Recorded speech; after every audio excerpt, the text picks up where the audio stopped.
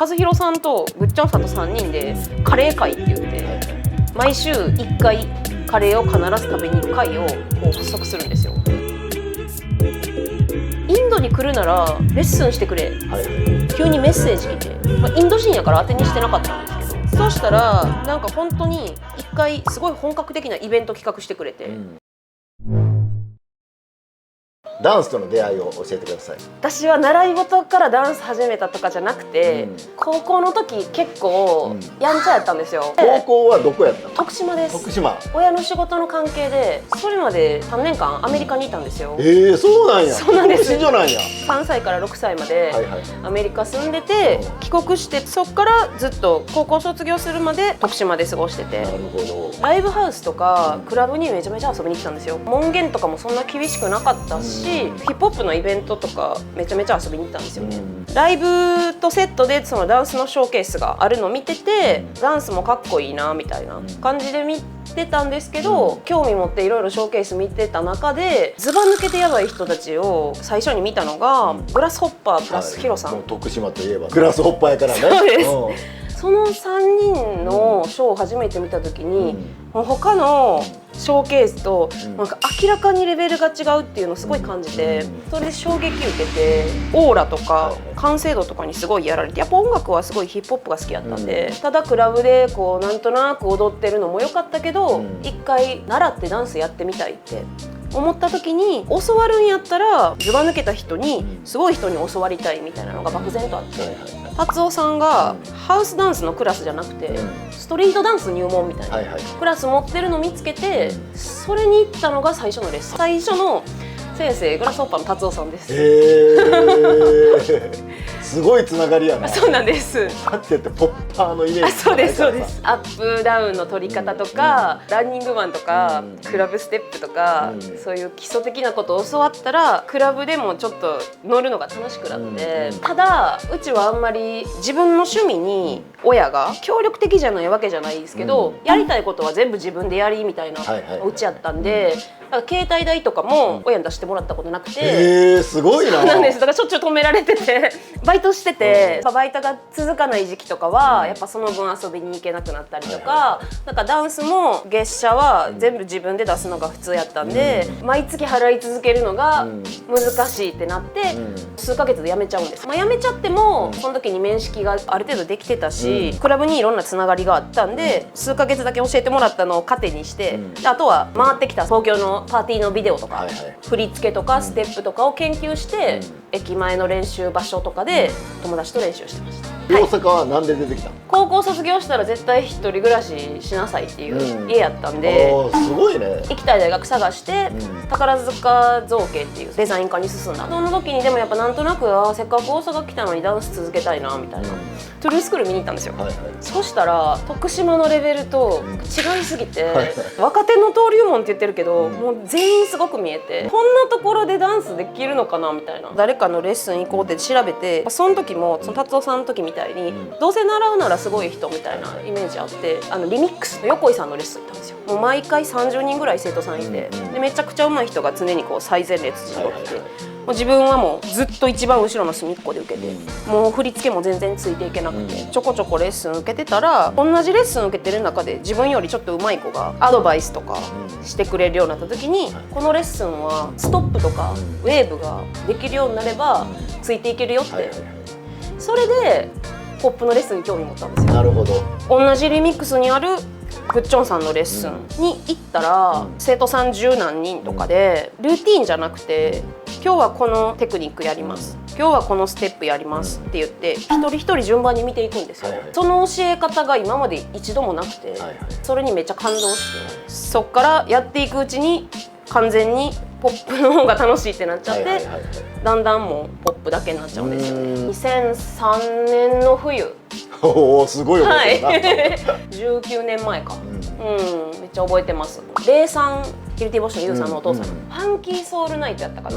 クラブジュールで、ポップとロックばっかりのとソウルか、イベントで、そこでポップのレッスン行きだしてまだ2回3回ぐらいの時に、ファブ5のショーケース見て、ビデオでクスコのショーとか見たことはあったけど、もうほんまに最前列とかでそのファブの4人のショー見て、それがめちゃくちゃ衝撃だったんですよ。そら衝撃やわな。ほんまにこれやるみたいな。ちょうどしかもその時期にダンススタイルポッピンっていうビデオが出て、練習するためにと思って買って見たら、オープニングで女の子たちが踊ってたんですよ。誰が踊ってたの？それがボトムバウンスです。女の子たちもこんな踊れるんやポップってなって、そこでパチンとこうやる気が入って、私もやるみたいな、そのぐらいがきっかけですかね。一番最初にポップしたいって思ったきっかけはクースコなんですけど、グッチョンさんに教えてもらって、身近な存在というか、すぐこの人目指そうって背中を追ってたのは、ボトムバウンスのかなちゃん。年も1個上で、グッチョンさんのレッスン初めて行きだして、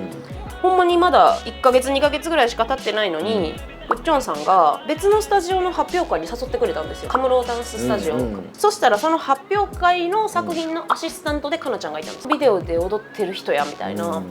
いざ会ってみたらすごい気さくにいろいろよくしてくれて、いろんなイベント連れてってもらったり、バトル遠征行く時ついて行ったりとか、ずっと行動を共にさせてもらってた。ポップする前クラブとかでめっちゃ遊んでた時期もめちゃくちゃおしゃれしていって、今やったら信じられへんけどヒールにスカートとかで、結構めちゃめちゃケバいメイクとかで、ってのイメージではないね。大人びた感じで背伸びして、だからでもそれがかっこいいと思ってたんですけど、かなちゃんとクラブ行こうってなったらスウェットに T シャツで行くんですよ。あの人ずーっと全力で踊って、朝5時とかになって「もう始発出てるよ」って言っても帰りたくないって言ってずっと全力で踊ってて、すごいな。普通やったら多分逆なんですよね。ダンスレッスンからこう真面目にやっていって、大人になって遊び覚えて、ストイックさが失われていったりとか。でも私真逆で、最初めっちゃチャラかったから、そのめっちゃピュアなかなちゃん見て変わったんですよね。素敵な出会い。そうですね。かなちゃんは今お母さんですけど、連絡取ってるし、今年のジャパンも見に来てもらいました。はい。ボトムバウンスの存在ってすごい大きかったと思う。フィメトラの1回目、ボトムバウンスが出るって聞いて一人で見に行って、自分まだまだ初心者やったのに、感動と絶望じゃないですけど、で一人でめっちゃ泣いたんですよ。そうなんや。圧倒されてめっちゃ泣いちゃって、直接接するようになったらめっちゃ普通の人たちみたいな、全然偉そうにしてなくて。入るきっかけは何や？それまで動いてたグーファミが、みんなが忙しくなって、ショーとかもできなくなってて、パワーが有り余ったんですよね。一人でめちゃくちゃ練習して、一人でめちゃくちゃバトルの遠征とかも行って、アリウープの&1っていうイベントでボトムバウンスと一緒にやってみるかっていう話をもらったんですよ。やっと上の人たちと踊る機会もらえた。何回かそういう風にユニットでショーさせてもらって、じゃあ正式にチームメンバーとしてって言って入れてもらったんです。今思うとめっちゃ発言権を持たせてもらえてたんです。そうなんや。めちゃくちゃ若手なんやろだって。そうです。ようあんな生意気言ってたなっていうぐらい振り付けとかにも私はこうしたいとか、曲これが絶対使いたいとか、その時のショーを見返したらやっぱダントツで下手くそなんですよ。でも多分その時はもういろんなモチベーションがこう溢れてて、自分のこの発想を聞いてほしいとか、これをみんなと一緒にしたいみたいなのがあって、我慢せずにもうめちゃくちゃ言ってたのを、みんなめっちゃ心広くて、じゃあやってみようって大体。すごい。そうですそうです。そんなんない、違う、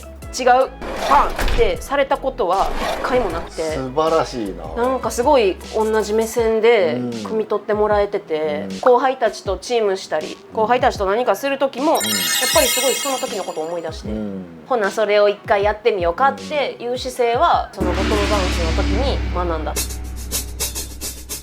今年の1月のヒメトラで優勝、2月の ODD で特別賞、6月のジャパンの東京大会で見事ジャパンファイナリストになって、9月のジャパンファイナルに出るトントン拍子をチームとしてのつながりは、ヒメトラに出るために集まってとかではなくて、自分が仕事と両立しながらダンスを続けることがすごい難しく感じて、定期的にやっぱ練習をしないとキープできないと思った時に、いろんな個性面白いなって思ってる後輩たちに声をかけて、ちょっと練習付き合ってやん。自分がお店の休みの日とかに夕方から、みんなは仕事帰りからそのまま来てもらって、スタジオ2時間とか3時間借りてずっと踊り合いするっていうのを週に1回ずっと続けてきたんですよ。なるほどね。それでめちゃくちゃ仲良くなって、何回かユニットみたいな感じでショーはしたことあったんで、フルキースっていう名前はあって、コンセプトは基本ソロがメインで一人一人のキャラを生かしてっていうので全部のショーケースを作っていくんですよ。そしたら逆にセッションも気合が入る。ショーケース良くするために自分の踊り良くしようってなるんで、ポップのファンキーなテイストとニュージャックスイングのテイストを絶対リンクする、本当に自己満というか、やってみて満足で優勝できてびっくりみたいな。見てて衝撃やったよ。うわめっちゃええやんって。あ、よかった。この曲でそう踊んねや。しかもめっちゃ楽しげやし、マミタスのロボットやっぱ俺マミタスにほんまにめっちゃ惹かれた。みんな個性的でいいねんけど、マミタスのロボットがグッとフルーキーズを引き寄せたって感じ。めっちゃええ顔して踊るやん。そのロボットが上手い下手とかじゃなくて、めちゃくちゃ最高の笑顔であれをやるから、周りの反応に背中を押されて、ほなこれも頑張ってみるっていうのの連続でジャパンファイナルまで行けた感じです。すごいよ。ナチュラルさでいったっていうのは逆にめちゃくちゃ嬉しいやん。めっちゃ嬉しかったですね。みんなそんなショーケースの経験とかコンテスト経験も全然ないんですけど、ないから逆に変なプレッシャー気負わずに常にどんな場所でも思いっきり、それこそファイナルとかでもいい顔して踊ってるなーって。そうね、ジャパン初登場の人の表情とは思えないよね。めちゃくちゃ楽しんで踊ってるもんね。そうそうそう。ジャパンのパフォーマンスの見どころっていうのは、シーン原田のヘアのインタビューでも言ったんですけど、ひたすらソロですとかって言ってて、ソロです。ソロ。みんなの良さを出すための土台でそれまでの流れを作るのがルーティンって感じ。箇所箇所によって質感とか変える。例えばロボットする時はマミタスセンターに置くとか、ノリのいい場所やったらユミちゃんでとか、ヒットだったらペリーとか、一人一人の持ち味を使うんで、それに合わせて立ち位置を変えるんですよね。それを絶対平等にするようにしてます。役割分担があって、それを平等に与えることでみんなが同じ責任感、モチベーションでショーを作る、結果いいものできるって。あとやっぱりファンクが使いたくて、ゴリゴリファンクでポップのショーでコンテスト出てるチームを近年全然見てなかったんで、そのことでゆきさんとかに相談したりもしました。ゆき道場でやっぱやってたショーがかっこよかったんで、目線を一緒にして一緒に楽しむっていうのをコンセプトに。フルーキーズの名前、フリーキーとかファンキーとルーキーっていうのを掛け合わせてフルーキー、個性のある若手たちの集まり。自分若手ちゃうのに気持ち若手みたいな。すごいファミリー感が出てて、そうですね、いいのよ。自分で言うのもなんですけど、多分3人がめっちゃ好いてくれてると思うんですよね。なんかそうやろうな。それはめちゃくちゃ感じるよ。それをこんなに感じれることがやっぱそれまでなくて、私も3人の踊りがもうめちゃくちゃ好きで、やっぱめっちゃもう可愛いんですよね。その信頼関係で雰囲気もできてると思います。ブルーのグラちゃんもあるしね。そうです。頑張らないとダメです。グラちゃんへの意気込みは？グラちゃんもソロが見どころです。新ネタです。お、新ネタなんや。新ネタです。嬉しい。はい、もう楽しみ。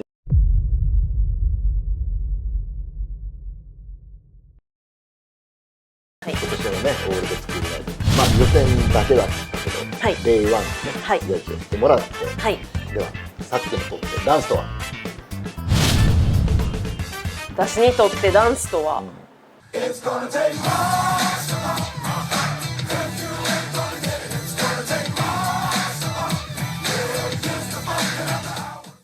高評価、チャンネル登録よろしくお願いします。当店のオリジナルレトルトカレーも発売中です。よろしくです。よろしくお願いします。